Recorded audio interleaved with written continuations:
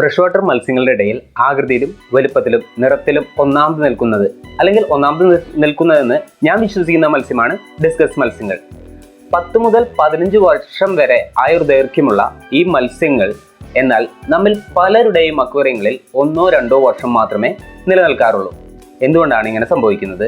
ഇത് നമുക്ക് എങ്ങനെ പരിഹരിക്കാം, എങ്ങനെ വളരെ ഈസിയായി ഡിസ്കസ് മത്സ്യത്തെ കീപ്പ് ചെയ്യാം എന്നീ കാര്യങ്ങളാണ് ഇന്നത്തെ വീഡിയോ കൂടി ഷെയർ ചെയ്യാൻ പോകുന്നത്. എൻ്റെ പേര് Nikhil Venugopal. Welcome to a new video of aqua legend studios.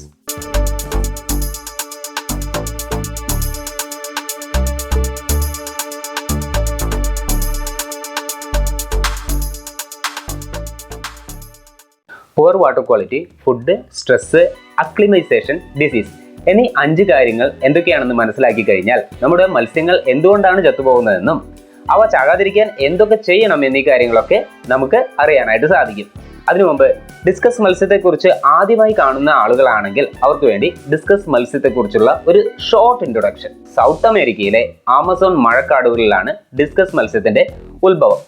ആകൃതിയും വൈബ്രന്റ് ആയിട്ടുള്ള നിറങ്ങളും യൂണിക് ആയിട്ടുള്ള ഷേപ്പും ഡിസ്കസ് മത്സ്യങ്ങളെ അക്വേറിയം പ്രേമികളുടെ അരുമകളാക്കി മാറ്റി. Yellow, blue, green, red, white എന്നീ 5 നിറങ്ങളിൽ ഇവയെ കോമൺ ആയിട്ട് കാണപ്പെടുന്നു. ഇന്ന് നമ്മുടെ നാട്ടിൽ കോമൺലി അവൈലബിൾ ആയിട്ടുള്ള 4 വെറൈറ്റികളാണ് red diamond, pigeon blood, blue turquoise and albino.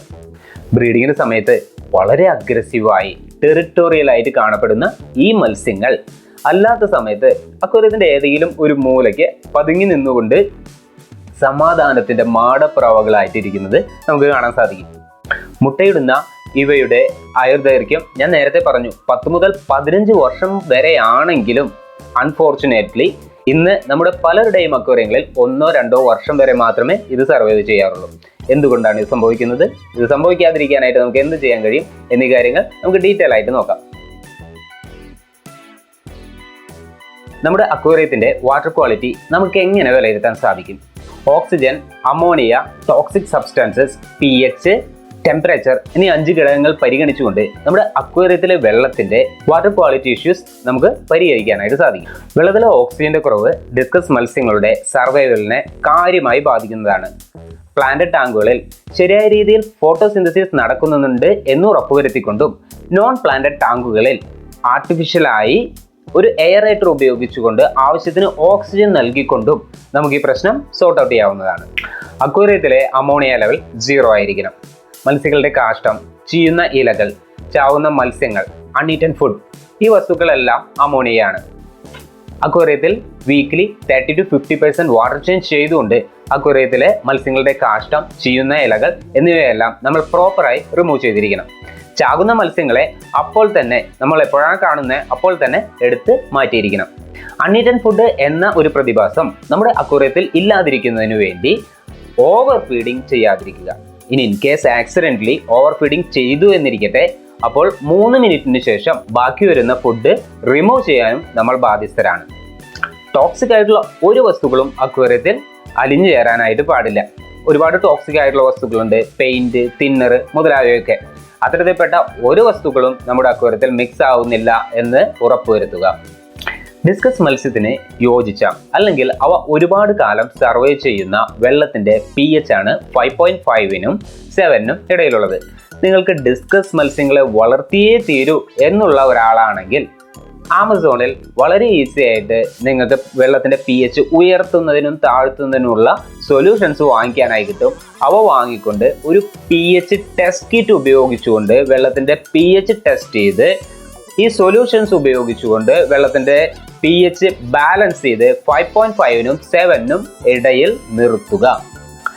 വെള്ളത്തിന്റെ കുറഞ്ഞ ടെമ്പറേച്ചർ അസുഖങ്ങൾക്ക് കാരണമാകുമെങ്കിൽ വെള്ളത്തിന്റെ കൂടിയ ടെമ്പറേച്ചർ വെള്ളത്തിലെ ഓക്സിജന്റെ അളവ് കുറയ്ക്കും. ഒരുപാട് ചൂടടിക്കുന്ന സ്ഥലങ്ങളിൽ അക്വേറിയം വെക്കാതിരിക്കുക. ഒരുപാട് തണുപ്പുണ്ടാകുന്ന സ്ഥലങ്ങളിലാണെങ്കിൽ ഒരു ഹീറ്റർ ഉപയോഗിച്ചുകൊണ്ട് വാട്ടർ ടെമ്പറേച്ചർ 28-നും 30-നും ഇടയിൽ നിലനിർത്തുക. Oxygen, ammonia, toxic substances, pH, temperature എന്നീ ഘടകങ്ങളാണ് വാട്ടർ ക്വാളിറ്റി ഇഷ്യൂസ് ഉണ്ടാക്കുന്നത് എന്ന് ഞാൻ പറഞ്ഞു കഴിഞ്ഞു. നിങ്ങൾക്ക് മനസ്സിലായി എന്ന് വിശ്വസിക്കുന്നു. നിങ്ങൾക്ക് മനസ്സിലായിട്ടുണ്ടെങ്കിൽ ഈ ചാനൽ ഒന്ന് സബ്സ്ക്രൈബ് ചെയ്ത് അടുത്തുള്ള ബെൽ ഐക്കൺ പ്രസ് ചെയ്ത് ഓൾ നോട്ടിഫിക്കേഷൻ എനേബിൾ ചെയ്ത് എന്നെ ഒന്ന് ഫോളോ ചെയ്യുക. അക്വേറിയത്തെക്കുറിച്ചും ഫിഷ് കീപ്പിങ്ങിനെ കുറിച്ചും എനിക്കറിയാവുന്ന കാര്യങ്ങൾ ഞാൻ ഇനിയും ഈ ചാനലിൽ കൂടി പങ്കുവയ്ക്കുന്നതായിരിക്കും. വൺസ് നമ്മൾ വാട്ടർ ക്വാളിറ്റി ഇഷ്യൂസ് പരിഹരിച്ചു കഴിഞ്ഞാൽ അടുത്തത് ഫുഡാണ്. മത്സ്യങ്ങൾക്ക് നമ്മൾ ഒരു തരത്തിൽപ്പെട്ട ഒരു പർട്ടിക്കുലർ ഫുഡ് അവരുടെ ആയുഷ് കാലത്തേക്ക് മുഴുവനായി ഫിക്സ് ചെയ്യുന്നത് അവരുടെ ഇമ്മ്യൂണിറ്റി പവർ കുറയ്ക്കുന്നതിന് കാരണമാകുന്നു.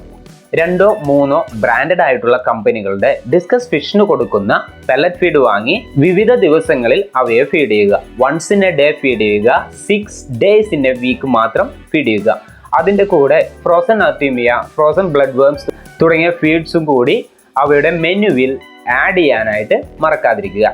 ഇങ്ങനെ ഒരുപാട് ന്യൂട്രീഷൻ സപ്ലിമെന്റ്സ് ഫിഷിന് നമുക്ക് കൊടുക്കാനായിട്ട് സാധിക്കുകയും അവയുടെ ഇമ്മ്യൂൺ സിസ്റ്റം കൂടുതൽ മെച്ചപ്പെട്ടതായി മാറുകയും ചെയ്യുന്നു. നമ്മൾ മനുഷ്യർക്ക് മാത്രമാണ് സ്ട്രെസ് ഉണ്ടാകുന്നത് എന്നാണ് നിങ്ങൾ വിചാരിച്ചു വെച്ചിരിക്കുന്നതെങ്കിൽ നിങ്ങൾക്ക് തെറ്റി. മത്സ്യങ്ങൾക്കും സ്ട്രെസ് ഉണ്ടാകാറുണ്ട്. മത്സ്യങ്ങൾക്ക് പല കാരണങ്ങൾ കൊണ്ട് സ്ട്രെസ് ഉണ്ടാകാറുണ്ട്. പക്ഷേ നമ്മുടെ അക്വേറിയത്തിലെ മത്സ്യങ്ങൾക്ക് സ്ട്രെസ് ഉണ്ടാകുന്നതിനെ കുറിച്ച് പറയുകയാണെങ്കിൽ 2 കാര്യങ്ങൾ മാത്രം ശ്രദ്ധിച്ചാൽ മതി. ഇൻസഫിഷ്യന്റ് ഹൈഡിംഗ് പ്ലേസസും ഫ്രീക്വന്റ് ആയിട്ടുള്ള എൻവിറോൺമെന്റൽ ചേഞ്ചസും. ഇൻസഫിഷ്യന്റ് ഹൈഡിംഗ് പ്ലേസസ് എന്ന് പറഞ്ഞാൽ ഒരു മത്സ്യം അത് ഏതുമാകാം. അക്വേറിയത്തിലെ മറ്റൊരു ഡിസ്കസ് മത്സ്യമാകാം, അല്ലെങ്കിൽ വേറെ ഏതെങ്കിലും ബുള്ളി ആയിട്ടുള്ള ടാങ്ക് മാറ്റ് ആകാം. അത് നമ്മുടെ ഡിസ്കസ് മത്സ്യത്തെ, ഏതെങ്കിലും ഒരു ഡിസ്കസ് മത്സ്യത്തെ ഓടിക്കുമ്പോൾ അതിനെ തെന്നിമാറി ഒളിഞ്ഞു നിൽക്കാനായിട്ടുള്ള ഒരു ഹൈഡിംഗ് പ്ലേസ് ആ അക്വേറിയത്തിൽ ഇല്ലാതെ വരുമ്പോൾ ആ മത്സ്യം വളരെയധികം സ്ട്രെസ് ആവുന്നതാണ്. അതേപോലുള്ള മറ്റൊരു സാഹചര്യമാണ് നമ്മുടെ അക്വേറിയം എന്ന് പറയുന്നത് മത്സ്യങ്ങളുടെ വീടാണ്. ആ വീട്ടിൽ വളരെ ഫ്രീക്വന്റ് ആയിട്ടുണ്ടാകുന്ന ചേഞ്ചസ് ആ മത്സ്യത്തെ സ്ട്രെസ് ഔട്ട് ആക്കുന്നതിന് കാരണമാകുന്നു. ഡിസ്കസ് മത്സ്യത്തെ ഒരു പുതിയ ടാങ്കിലേക്ക് ആഡ് ചെയ്യുന്ന സമയത്ത് പ്രോപ്പറായി അക്ലിമൈസേഷൻ ചെയ്തിട്ടില്ലെങ്കിൽ മുൻപ് പറഞ്ഞ ഒരു കാര്യങ്ങളും ശ്രദ്ധിച്ചുകൊണ്ട് ഒരു ഉപകാരവും ഉണ്ടാകാൻ പോകുന്നില്ല. അക്ലിമൈസേഷൻ പ്രോപ്പർ അല്ലെങ്കിൽ മത്സ്യങ്ങൾ വളരെ പെട്ടെന്ന് തന്നെ ചത്തുപോകുന്നതാണ്. മത്സ്യത്തെ ഒരു കവറിൽ വാങ്ങിക്കൊണ്ടുവന്ന് നമ്മുടെ അക്വേറിയത്തിൽ ആഡ് ചെയ്യുന്നതിന് മുമ്പ് ആ കവർ വെള്ളത്തോടു കൂടി മത്സ്യത്തോടു കൂടി അക്വേറിയത്തിൽ ഇറക്കി വെക്കുക. അതിനുശേഷം അക്വേറിയത്തിൽ നിന്ന് അല്പം വെള്ളം ആ കവറിലേക്ക് നിറയ്ക്കുക. 15 മിനിറ്റ് അങ്ങനെ വെച്ചതിന് ശേഷം ആ വെള്ളത്തോടു കൂടി മത്സ്യത്തെ അക്വേറിയത്തിലേക്ക് റിലീസ് ചെയ്യാവുന്നതാണ്. രണ്ടാമത്തെ രീതി എന്ന് പറയുന്നത് മത്സ്യത്തെ വെള്ളത്തോടു കൂടി ഒരു ബക്കറ്റിലേക്ക് ആഡ് ചെയ്യുക. അതിനുശേഷം അക്വേറിയത്തിൽ നിന്നും കുറച്ച് വെള്ളം ഈ ബക്കറ്റിലേക്ക് വളരെ പതുക്കെ ആഡ് ചെയ്യുക. അതിനുശേഷം ഒരു 15 മിനിറ്റ് വെച്ചതിന് ശേഷം മത്സ്യത്തെ നിങ്ങളൊരു എക്സ്പെർട്ട് ആണെങ്കിൽ കൈകൊണ്ട് പിടിച്ചോ അല്ലെങ്കിൽ ഒരു നെറ്റ് ഉപയോഗിച്ചോ അക്വേറിയത്തിലേക്ക് മാറ്റാവുന്നതാണ്. നമ്മുടെ മത്സ്യത്തിന് നല്ല വാട്ടർ ക്വാളിറ്റി പ്രദാനം ചെയ്തുകൊണ്ട്, നല്ല ഫുഡ് കൊടുത്തുകൊണ്ട്, നല്ല ഇമ്മ്യൂൺ സിസ്റ്റം ഡെവലപ്പ് ആക്കി വെച്ചിട്ടുണ്ടെങ്കിൽ ഒരുമാതിരിപ്പെട്ട അസുഖങ്ങളിൽ നിന്നെല്ലാം മത്സ്യം സ്വയം റിക്കവർ ആവുന്നതാണ്. ഇനി നമ്മൾ പുതിയതായി മത്സ്യങ്ങളെ നമ്മുടെ മെയിൻ അക്വേറിയത്തിലേക്ക് ആഡ് ചെയ്യുന്ന സമയത്ത് ആ മത്സ്യങ്ങളിൽ നിന്നും ഈ ടാങ്കിലേക്ക് പകർച്ചവ്യാധികളോ പാരസൈറ്റ് ഇൻഫെക്ഷനോ വരാനുള്ള സാധ്യത വളരെ കൂടുതലാണ്. ഇത് തടയുന്നതിന് വേണ്ടി ഒരു പുതിയ മത്സ്യത്തെ വാങ്ങിക്കൊണ്ടുവരുമ്പോൾ ഒരു ബക്കറ്റിലോ അല്ലെങ്കിൽ മറ്റൊരു ടാങ്കിലോ എയറേഷനോടുകൂടി 2 മുതൽ 4 ആഴ്ച വരെ ക്വാറന്റൈൻ ചെയ്തതിന് ശേഷം മാത്രം മെയിൻ ടാങ്കിലേക്ക് ആഡ് ചെയ്യുക. Oxygen, ammonia, toxic substances, pH, temperature എന്നിവ ബാലൻസ് ചെയ്തുകൊണ്ട് അക്വേറിയത്തിലെ വാട്ടർ ക്വാളിറ്റി ഇഷ്യൂസ് പരിഹരിക്കാൻ നമ്മൾ പഠിച്ചു കഴിഞ്ഞു.